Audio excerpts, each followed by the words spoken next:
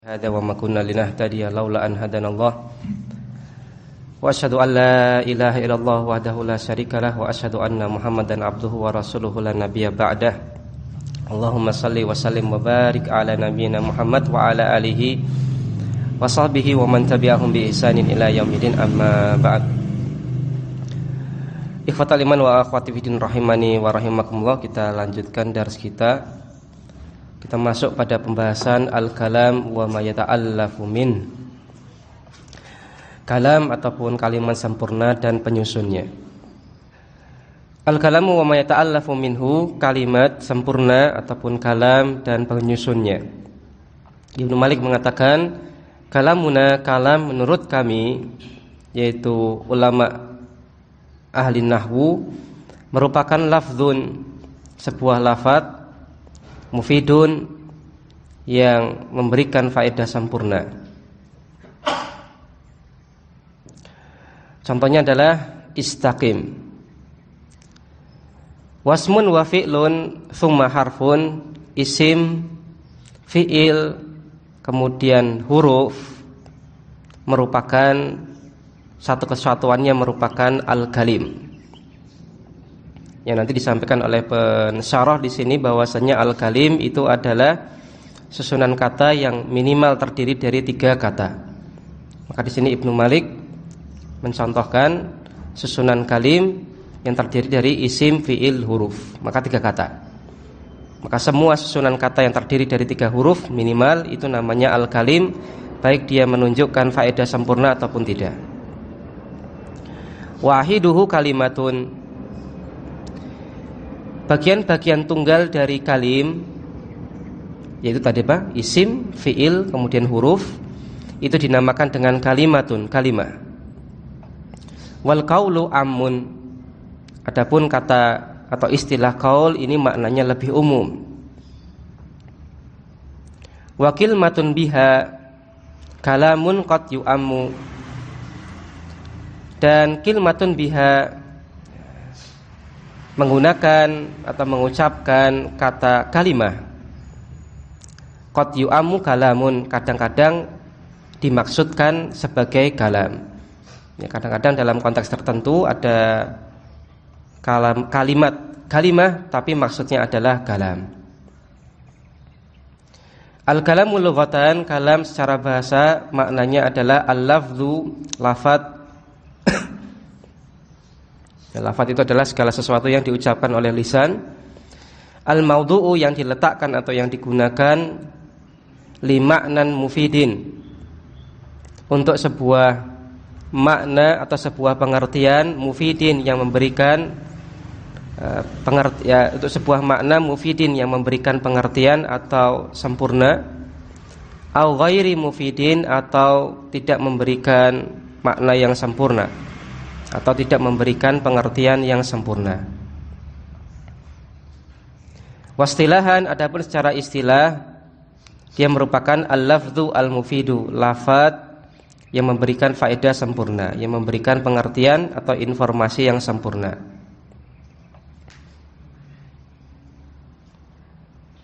Maka pengertian kalam secara bahasa ini lebih umum daripada pengertian kalam secara istilah.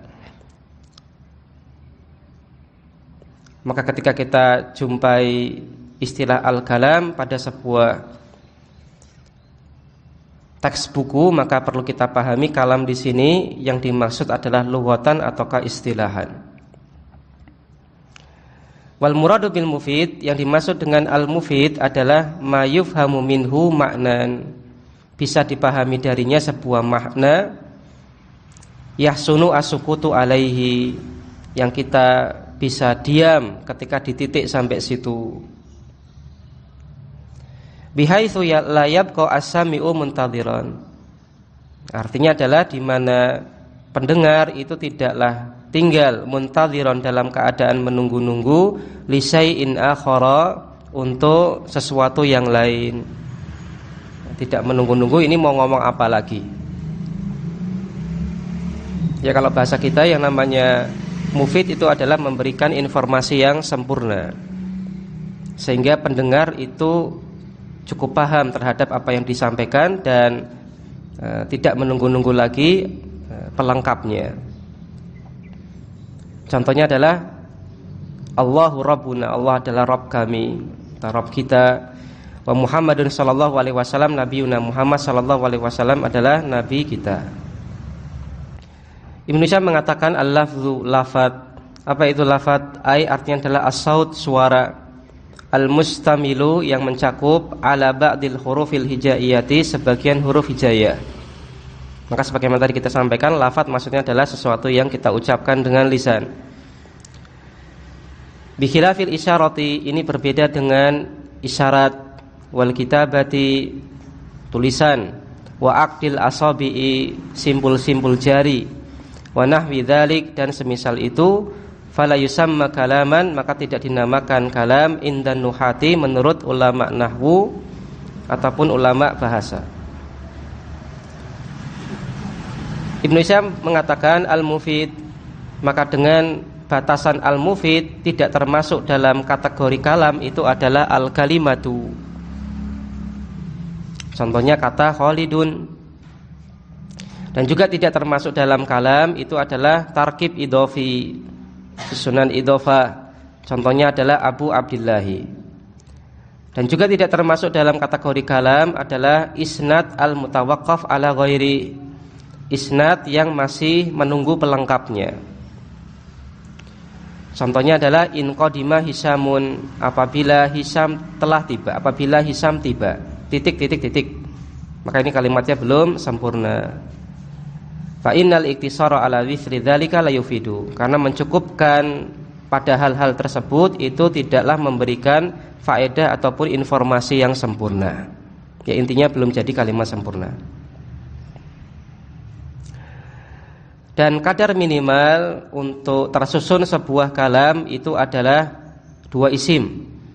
Contohnya adalah al-ghibatu muharramatun, ghibah itu adalah sebuah hal yang haram. Au fi'lun wasmun, atau fi'il dan isim. Contohnya adalah ja'al haqqu, telah datang kebenaran. Untuk yang poin au fi'lin au fi'lun wasmun, atau terdiri dari fi'il dan isim, maka ini baik kedua kata tersebut itu kasat mata atau tidak kasat mata. Contoh yang tidak kasat mata adalah contoh yang disampaikan oleh penulis tadi, istaqim. Maka pada istaqim secara zahiran, secara kasat mata, maka dia terdiri dari cuma satu kata. Tapi ternyata ada dhamir mustatir takdirhu anta yang include pada istaqim, maka pada hakikatnya dia terdiri dari 2 kata. Maka untuk poin terdiri dari fi'il dan isim, baik fi'il dan isimnya ini dilihat secara kasat mata memang ada fi'il ada isim, ataupun secara tak kasat mata ini ada isim yang terinclude pada fi'il tersebut. Amal kalim, adapun kalim, maka dia adalah matarakkaba min salasati kalimatin fa aktsara, sesuatu yang tersusun dari 3 kata atau lebih. Jadi minimal 3 kata, tidak boleh kurang dari itu. Sawaun afada, baik dia memberikan informasi yang sempurna. Contohnya dalam kalimat al-adlu asasul mulki, keadilan adalah asas dari sebuah kerajaan.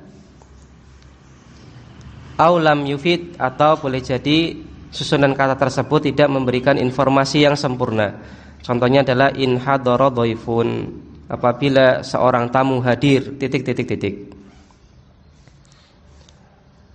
Wal kalimu, adapun kata al kalim, dia merupakan ismu jinsin jam'iyyin, isim jenis jam'i. Apa itu isim jenis jam'i? Isim jenis jam'i adalah isim jenis yang yufraku bainahu wa baina mufradihi bitta. Antara dia dengan bentuk mufradnya itu dibedakan dengan adanya tak marbutah. Fayuqalu, sehingga bentuk mufrad dari kata kalim itu adalah kalimatun. Maka dengan adanya tak marbutah di sini menunjukkan mana yang mufrad, mana yang jamak. Sama seperti kata baqarah dan baqar. Maka baqaratun itu bentuk mufrad daripada baqarun, baqar jamak.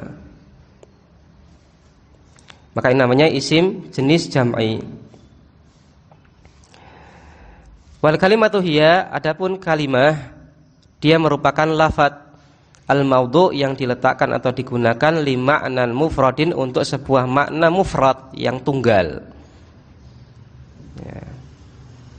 Jadi kalimah dengan kalam itu sisi kesamaannya adalah keduanya merupakan lafadz dan keduanya itu menunjukkan makna. Cuman bedanya kalau kalimah itu maknan mufrad, makna tunggal untuk satu satuan katanya, sedangkan kalam dia adalah maknan tapi sudah dalam kategori susunan kata. Maka sama-sama lafadz yufidu maknan, tapi bedanya adalah kalau kalimah itu adalah maknan mufrad, sedangkan kalam ataupun jumlah mufidah ini adalah maknan yang sudah terangkum dalam sebuah konteks tertentu alias susunan kata. Di footnote di cetakan saya terdapat keterangan lebih lanjut berkaitan dengan macam-macam isim jenis. I'lam, ketahuilah, annal jinsa huwa min mustalahati ahlil mantiki. Sesungguhnya istilah jenis al-jins ini adalah di antara istilah yang digunakan oleh ahlul mantik, ulama mantik, yang lafdzun dia merupakan lafadz yuradu bihi jumlatus syai'i wa majmu'u afrodihi. Lafadz yang terangkum di dalamnya itu adalah jumlatus syai' wa majmu' afrodi, kumpulan dari sesuatu, dan ya majmu' afrodi, kumpulan dari individu-individunya. Wa huwa a'ammu minan nau'i, dan dia lebih umum daripada istilah nau'. Jadi ada istilah jinsun, ada istilah nau'un, ada istilah qismun. Ada 3 istilah, ada jinsun, nau'un, dan qismun. Maka jinsun ini lebih umum daripada nau', dan nau' lebih umum daripada qismun. Meskipun dalam bahasa kita itu seringnya sama-sama diterjemahkan jenis. Wa qad istamala an-nuhatu hadha at-ta'bira fi majalid dilalati ala suyu'i wal umumiyati fi an-naw'il wahidi. Dan ulama ahli nahwu ini menggunakan istilah ini fi majalid dilalah dalam rangka untuk menunjukkan ala suyu' atas sesuatu yang suyu', mengandung makna yang masih luas, wal umumiyah, dan makna umum finnau al-wahid, pada jenis yang sama. Maka kata insanun, sajaratun, ma'dinun, maka merupakan isim-isim yang umum, laisa fiha siwal makna adz-dzihni al-mujarradi, tidak ada padanya kecuali makna dzihni al-mujarrad, ya. Makna umum yang semata-mata ini terbetik dalam benak pikiran. Kalau kita katakan sajarah, ya pohon, entah jenisnya, entah bentuknya, entah yang mana, kita tidak tahu. Tapi yang jelas pohon, itu makna dzihni al-mujarrad. Duna an yasdira adzihnu syakhsan muayyanan, tanpa benak pikiran ini menghadirkan syakhsan muayyanan, dalam bayangannya syakhsan muayyanan, person tertentu, atau sajarah muayyana, atau ma'din muayyan, pohon tertentu ataupun barang tambang tertentu. Wal kalimatu jinsun, maka kata al kalimah itu merupakan jenis. Yang dari jutahtaha al ismu wal fi'lu wal harfu, yang terturutkan di bawahnya ada isim, fi'il, dan huruf. Wa kullun minha nau'un, Dan setiap darinya yaitu isim, fi'il dan huruf itu namanya nau'. Maka al-kalimah itu jenis, sedangkan macam-macam kalimah, fi'il, isim, huruf itu merupakan nau'. Sehingga sering kita jumpai istilah anwa'ul kalimah. Bukan taksimul kalimah, tapi anwa'ul kalimah. Dan juga bukan ajnasul kalimah, tapi anwa'ul kalimah. Kenapa? Karena di bawah kalimah itu adalah nau'nya. Karena kalimah itu adalah jins. Kalimah itu lebih umum, sedangkan nau' itu jenis juga, cuman dia lebih khusus. Dan di bawah nau' itu ada qism. Wasmul jinsi salah satu anwa'in. Isim jenis ada 3 jenis. Isim jenis ada 3 nau', ada 3 jenis. Yang pertama adalah ismu jinsin jam'iyyin, isim jenis jami'i, yaitu yang menunjukkan ala salasatin fa aktsara, menunjukkan jumlah 3 atau lebih. Wa furiqa bainahu wa baina wahidihi bitta, antara dia dengan bentuk tunggalnya dibedakan dengan adanya tak marbutah. Contohnya adalah kata kasajarin wa sajaratin. Contohnya adalah kata sajar dan sajarah. Maka sajarah ini bentuk mufradnya, sajar ini jama'. Au bil ya, atau dengan menggunakan huruf ya. Contohnya adalah karumin wa rumiyin. Rum dan rumi. Rum artinya adalah orang-orang Romawi, Rumi artinya adalah satu orang Romawi. Begitu pula seperti Arabun dan Arabiyun. Maka Arabun ini merupakan jamak dari kata Arabiyun. Arabun artinya orang-orang Arab, sedangkan Arabiyun artinya satu orang Arab. Maka isim jenis jam'i itu adalah dengan cara kita bedakan antara jamak dengan mufradnya dengan adanya tak marbutah. Kalau ada tak marbutah maka dia mufrad. Kalau dihilangkan tak marbutah maka dia jamak.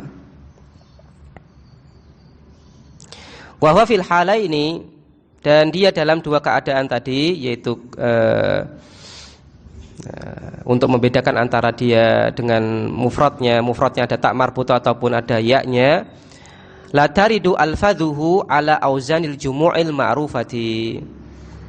Tidak terdapat atau tidak muncul lafaz-lafaz tadi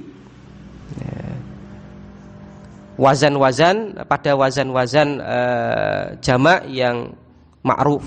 Artinya apa? Kalau kita tinjau dari wazan-wazan yang menunjukkan makna jamak, ini enggak ada, tidak tercantum dalam kaidah baku ilmu sharaf. Ada, kita kenal pada jamak taksir ada wazan-wazan jamak qillah, ada wazan-wazan jamak kasrah. Maka ternyata wazan-wazan pada isim jenis jamak ini enggak ada pada jamak qillah, enggak ada jamak kasrah, juga pada wazan-wazan yang lain yang menunjukkan jamak. Jadi ini menyimpang daripada kaidah baku pada ilmu sharaf. Kemudian isim jenis yang kedua adalah ismu jinsin ifrodiyin, isim jenis ifrodi. Apa dia? Dia adalah mayasduku alal katsiri wal qalili bilafdhin wahidin. Dia adalah isim jenis yang bisa digunakan untuk menunjukkan banyak ataupun sedikit dengan satu lafaz saja, dengan satu istilah. Ya, mau menunjukkan banyak, mau menunjukkan sedikit, ya pakai kata itu. Contohnya adalah kata kamain, contohnya adalah kata ma'un, air. Maka kita bisa maknai kata ma itu boleh jadi untuk air yang sedikit, boleh jadi untuk air yang banyak. Adapun betul kata ma ini memiliki bentuk jamak, yaitu kata miyahun. Miyah itu bentuk jamak dari kata ma, tapi maksud miyah itu artinya adalah jenis air. Karena air nggak bisa dihitung, satu air, 2 air nggak bisa. Adapun kalimat al-ma'u ma'ani, air itu ada 2 air, itu maksudnya apa? Jenis air. bukan hitungan satu satuan air. Maka misalkan al-ma'u amyahun, misalkan air itu ada banyak air, itu maksudnya apa? Jenisnya, bukan satuan hitungannya.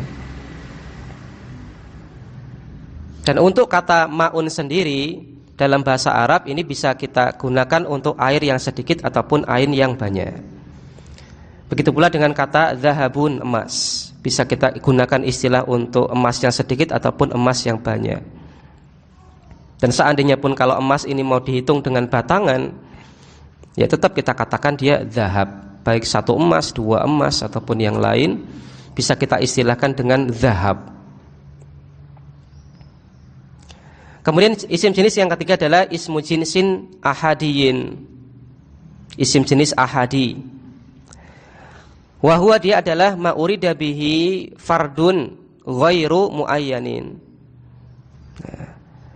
Dia adalah menunjukkan fardun ghairu muayyan, ya, person atau individu tapi tidak spesifik. Labudda, harus min istihdari suratihi fi dhihni, harus menghadirkan gambaran ataupun bentuk dari person atau individu tersebut dalam benak pikiran. Nanti kita bahas di isim alam. Contohnya adalah Usama. Kata Usama untuk menunjukkan jenis singa. Wa sayati hadza fi babil alami, insyaallah akan datang penjelasannya di bab tentang al-alam insyaallah. Maka ringkasnya di sini ada isim jenis jama', isim jenis ifradi, kemudian isim jenis ahadi. Dan kalim itu merupakan isim jenis jam'i karena antara dia dengan mufradnya kita bedakan dengan adanya tak marbutah. Kembali ke asal syarah. Wal kalimatu salasatu aqsamin, kata itu ada al kalimah ada tiga, yaitu ismun, fi'lun, harfun. Fal ismu, maka isim adalah madalla ala ma'nan fi nafsihi, kata yang menunjukkan atas makna fi nafsihi pada dirinya sendiri. Maka semata-mata dengan adanya dia sudah menunjukkan atas makna tertentu.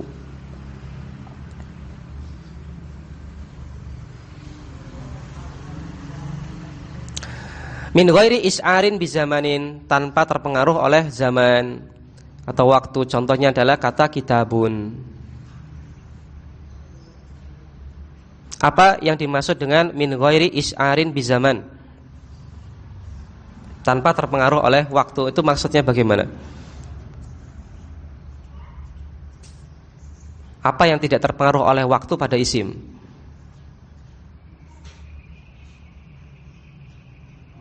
Selama ini ketika kita baca min ghairi is'arin bizaman atau tidak terkait dengan waktu, itu maksud tidak terkait dengan waktu itu poin apanya?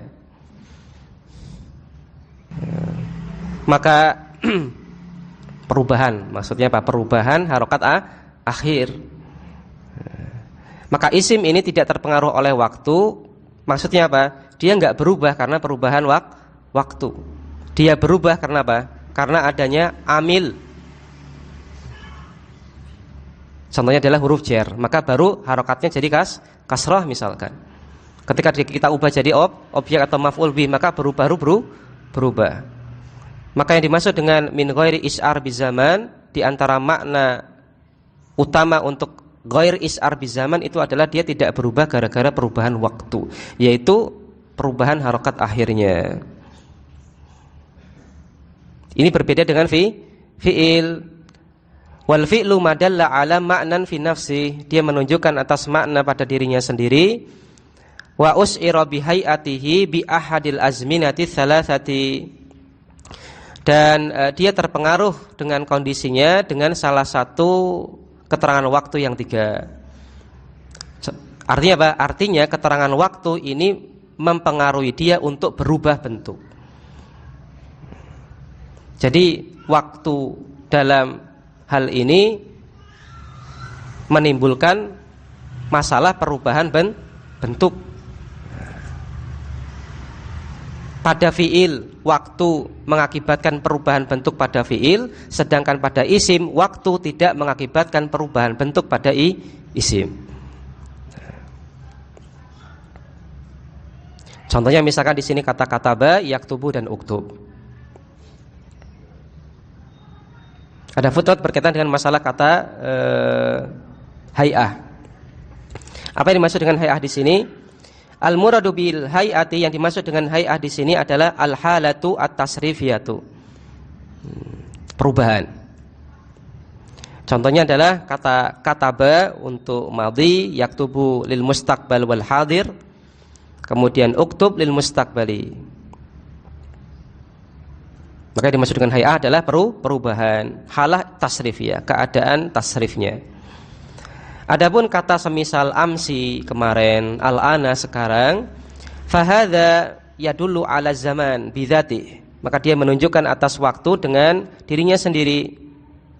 Tapi la bi hay'atihi, tapi tidak dengan apa? Perubahannya. Ini enggak berubah. Dia menunjukkan atas waktu tapi tidak berubah. Falaisa bi fi'lin, maka dia bukan fi'il. Maka syarat utama untuk sebuah fi'il adalah dia menunjukkan atas makna dan terpengaruhi oleh keterangan waktu, sehingga waktu ini mengakibatkan bentuk fi'il tersebut berubah.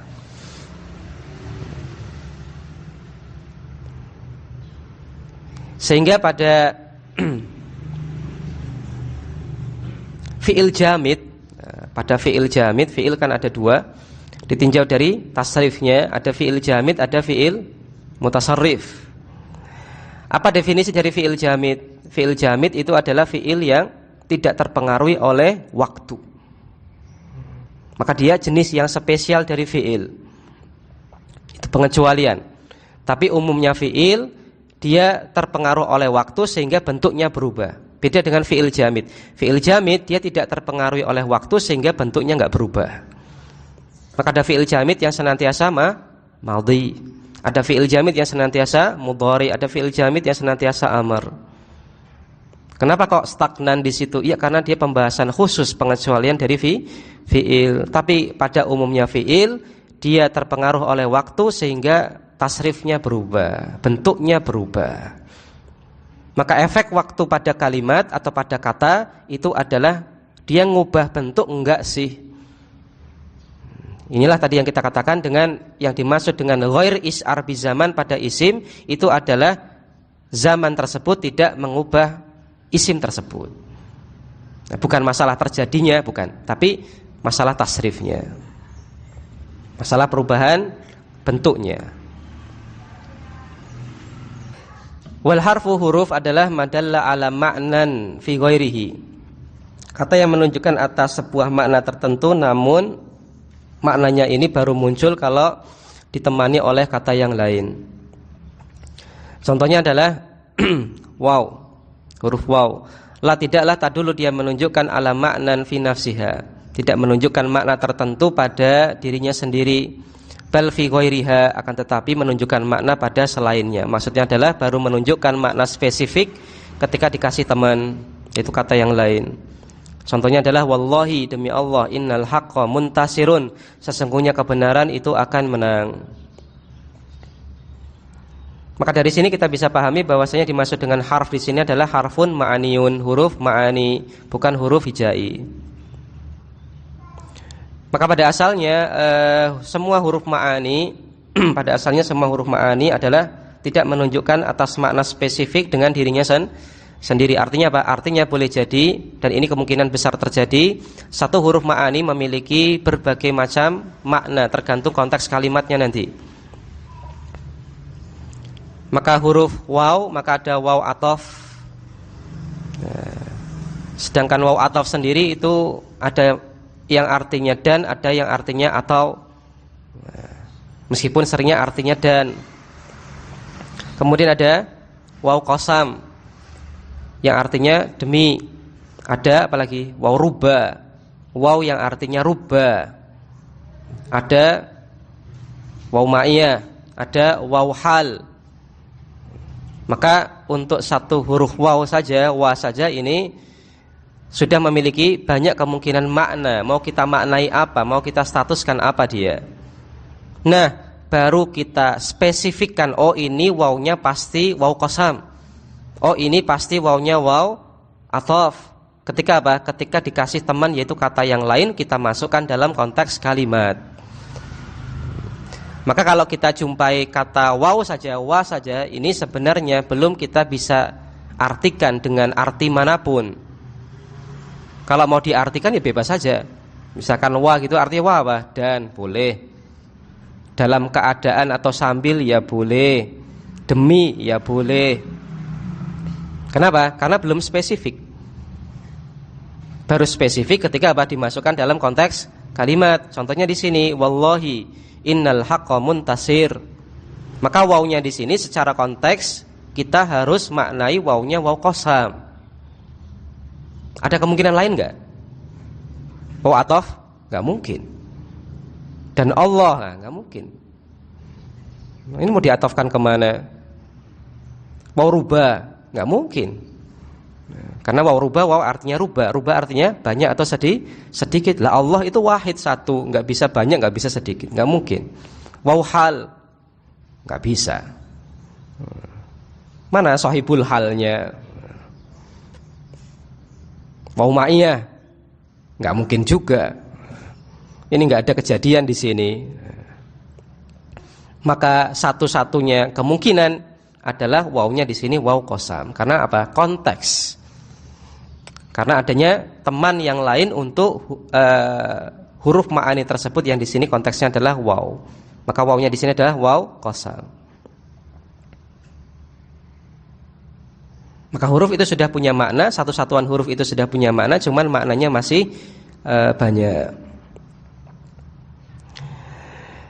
Wa bainal kalam wal kalim umumun wa khususun min wajhin. Antara istilah kalam dan istilah kalim itu ada hubungan umum khusus. Di satu sisi ini lebih umum, di sisi yang lain ini lebih khusus. Maksudnya bagaimana? Maksudnya adalah yajtami'ani fi ma afada. Kedua istilah tadi itu punya titik kesamaan di poin apa? Di poin atau di dalam masalah yang ma afada, susunan kalimat yang menimbulkan informasi sempurna. Wa yata'allaf min salasati kalimatin fa aktsara, dan di poin terdiri dari 3 kata atau lebih. Jadi poin kesamaannya di situ. Contohnya adalah qad qamatis sholatu. Maka pada qad qamatis sholatu ini adalah kalam atau kalim? Kalam sekaligus kalim. Qad qamatis sholatu ini kalam sekaligus kalim. Kenapa kita katakan kalam sekaligus kalim? Karena tadi kita katakan syarat kalim itu adalah dia susunan kata minimal 3 kata. Terserah mau menimbulkan informasi sempurna ataupun tidak. Maka qad qamatis shalah di sini dia kalam sekaligus kalim. Kita katakan kalam kenapa? Karena dia tarkib dan juga mufid. Dia susunan kata dan menunjukkan informasi sempurna. Sekaligus kalim kenapa? Ya tadi 3 kata. Dan di sini kasus kalim yang afada, menimbulkan informasi sempurna. Wayan farid al-kalim fima lam yufid. Namun istilah kalim ini dia berbeda dengan kalam dari sisi apa? Lam yufid. Susunan kata yang tidak menimbulkan faedah. Jadi tersendirikan dari kalam, terbedakan dari kalam dari sisi apa? Susunan kata yang tidak menimbulkan faedah. Contohnya adalah idza jaa akhuka, apabila datang saudara laki-lakimu. Maka idza jaa akhuka ini kalim, bukan kalam. Kenapa demikian? Memang betul ini adalah tarkib, susunan kata.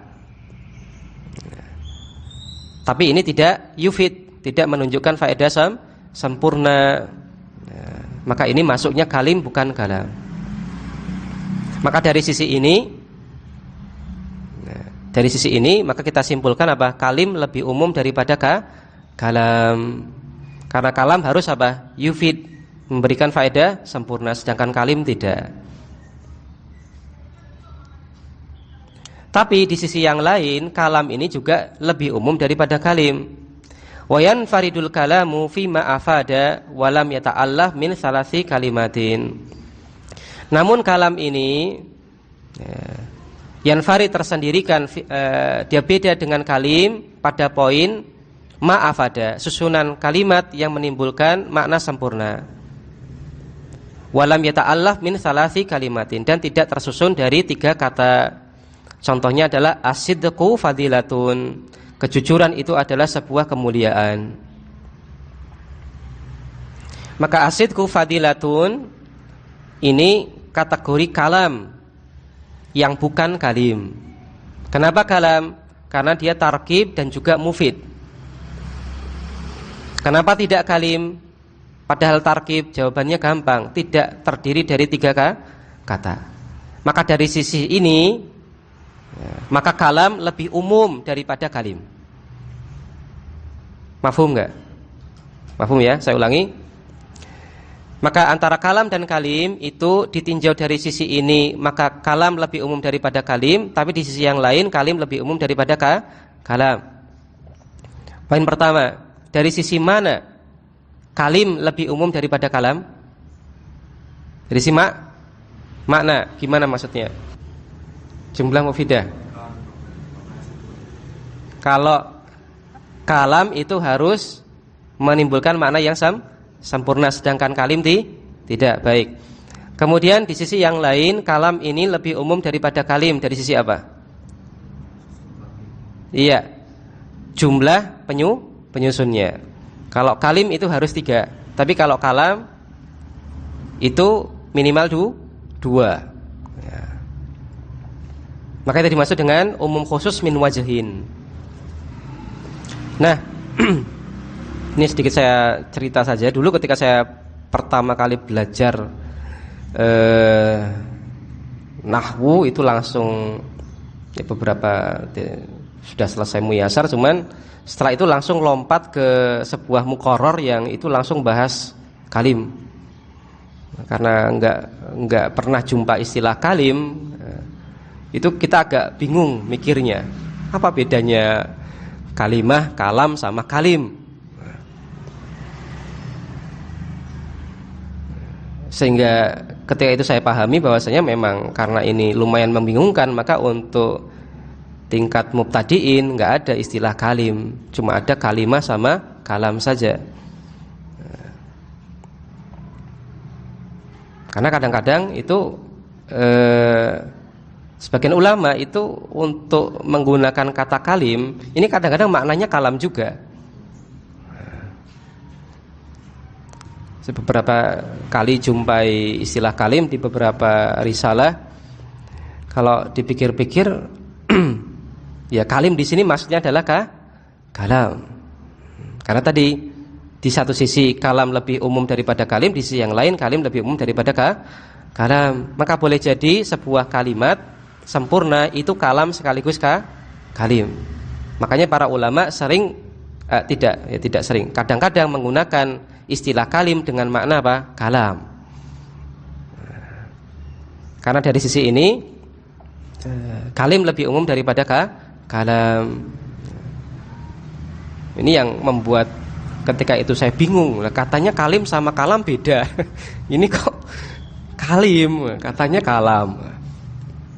Cukup membingungkan bagi mubtadiin, sehingga banyak ulama yang tidak membahas kalim pada pembahasan untuk mubtadiin. Ya, untuk catatan kaki nomor 2 nggak usah kita baca karena kurang lebih sudah terwakili oleh maksud umum khusus di sini. Nah, adapun kata qaul, istilah qaul, dia adalah semua lafadz yang diucapkan oleh seseorang, oleh manusia.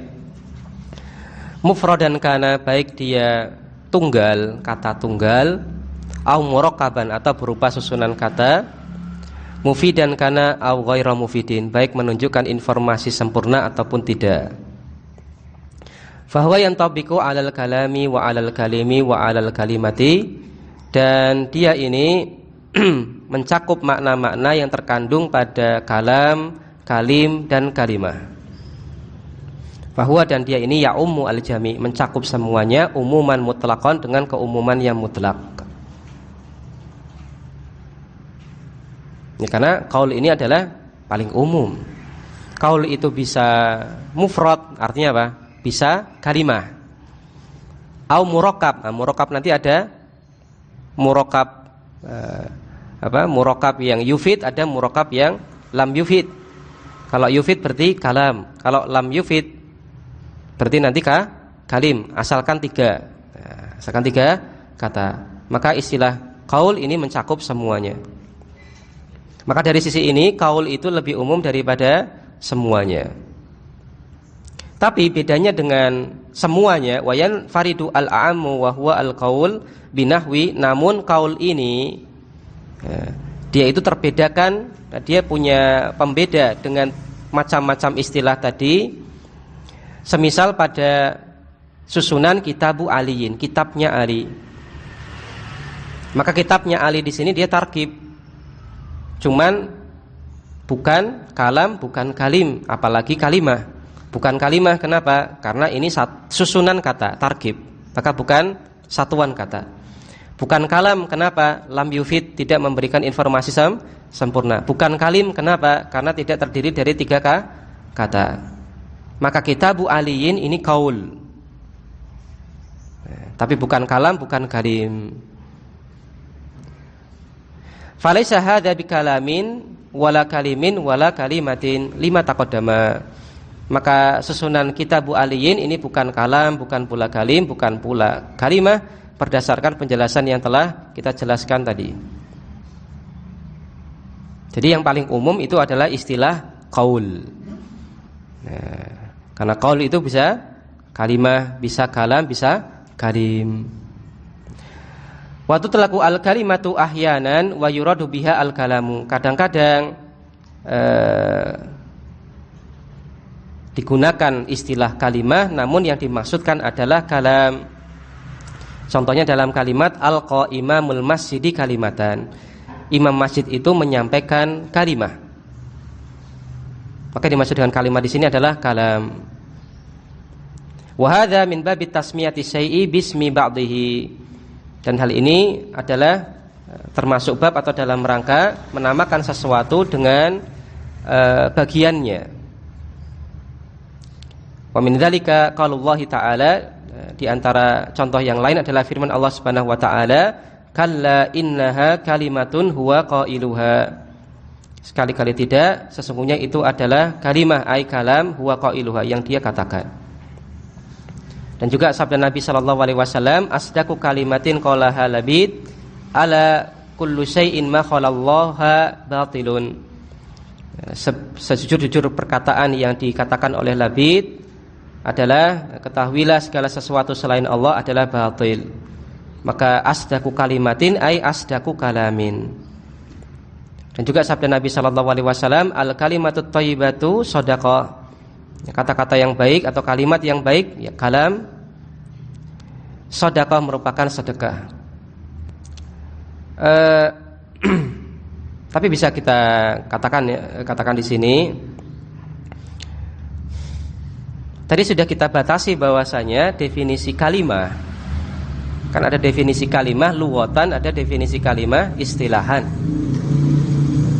Adapun yang dikatakan oleh Nabi sallallahu alaihi wasallam al kalimatut thayyibah shadaqah dan seterusnya, enggak mungkin kita maknai kalimah istilahan. Enggak mungkin. Kenapa? Karena definisi kalimah dengan definisi istilah itu definisi baru. Dan Nabi sallallahu alaihi wasallam tentunya ketika beliau mengatakan al kalimah at-thayyibah shadaqah itu tidak memaksudkan kalimah di sini istilahan, tapi apa? Lughatan. Maka lughatan secara bahasa al kalimah itu bisa digunakan dengan makna kalam. Tapi kalau istilahan, maka kalimah artinya adalah satuan kata. Maka pembahasan pensaro di sini maksudnya adalah pembahasan lughatan. Secara bahasa, kata kalimah itu bisa digunakan dengan artian satuan kata, bisa digunakan dengan artian kalam, bukan istilahan. Wa hadza makna qaul Ibnu Malikin, dan ini adalah makna perkataan Ibnu Malik, kalamuna ila akhirih. Ya. Kalam menurut kami dan seterusnya. Ai maksudnya adalah al-kalamu indana ma'sarun nahwiyin. Yang namanya kalam indana menurut kami, yaitu ma'syaron nahwiyin, ya, ulama ahli nahwu, huwal lafdzul mufidu, adalah lafadz yang memberikan faedah sempurna. Wala yakunu mufidan illa idza kana muraqqaban, dan tidaklah dia mufid kecuali apabila berupa tarkib, berupa susunan kata. Tsumma matsala biqaulihi, kemudian matsala, beliau memberikan contoh biqaulihi dengan perkataan beliau istaqim. Maka kata istaqim ini huwa murakkabun, dia merupakan susunan kata tersusun dari min fi'li amrin wa fa'ilin mustatirin, dari fi'il amr dan juga fa'il yang merupakan dhamir mustatir. Wa qad istaghna bil misali an yakula faidatun yasunu asukutu aliha, dan beliau tidak wa qad istaghna bil misal, dan beliau mencukupkan dengan contoh tadi istaqim, dan beliau tidak mengatakan faidah yasunu asukut alaiha. Yang namanya kalam ini harus menimbulkan informasi yang orang itu bisa berhenti di situ, diam di situ tanpa menunggu-nunggu yang lain. Ya, beliau nggak kasih keterangan itu, cuman beliau isyaratkan dengan contoh istaqim. Tsumma, kemudian dzakara, beliau sebutkan annal kalima salah satu aksamin, sesungguhnya kalim itu ada 3 macam. Wa mufraduhu kalimatun, dan tunggal dari kalim itu adalah kalimah. Wa anal qaula yasmulu ma'nahu kullal aksam, al kalam wal kalim wal kalimah. Adapun kaul itu maknanya ini mencakup semua jenis istilah tadi, yaitu mencakup di dalamnya kalam, kalim, dan kalimah. Ibnu Malik mengatakan wakil matun biha kalamun qad yu'ammu bidomil ya, dengan mendomah huruf ya pada kata yu'ammu, bukan ya ummu tapi yu'ammu. Apa maksudnya? Maksudnya adalah tutlaku al kalimatu, istilah kalimah tutlak digunakan, wa yuqsadu biha al kalamu, namun yang dimaksudkan dengan kalimah di situ adalah al kalam. Sehingga makna dari kilmatun biha kalamun qad yu'amu ini maksudnya adalah kilmatun biha. Ya, kadang ini bukan kalimatun tapi kilmatun. Kadang-kadang kata kalimah itu kilmatun biha diucapkan, qad yu'amu, namun yu'amu dimaksudkan biha dengannya kalamun kalam. Nah, pada qad yu'amu, at-taqlil fi qoulihi qad yu'amu muradun bihi at-taqlil an-nisbi. Adapun kata qad yang bergandeng dengan fi'il mudhari yu'amu, ini maknanya taklil sedikit, namun yang dimaksudkan adalah taklil nisbi, sedikit tapi nisbi. Terkadang digunakan, tapi terkadangnya ini nisbi. Maksudnya gimana?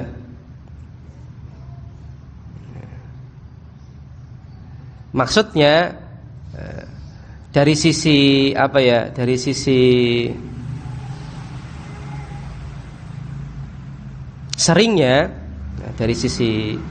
seringnya kalimah itu maknanya ya kalimah.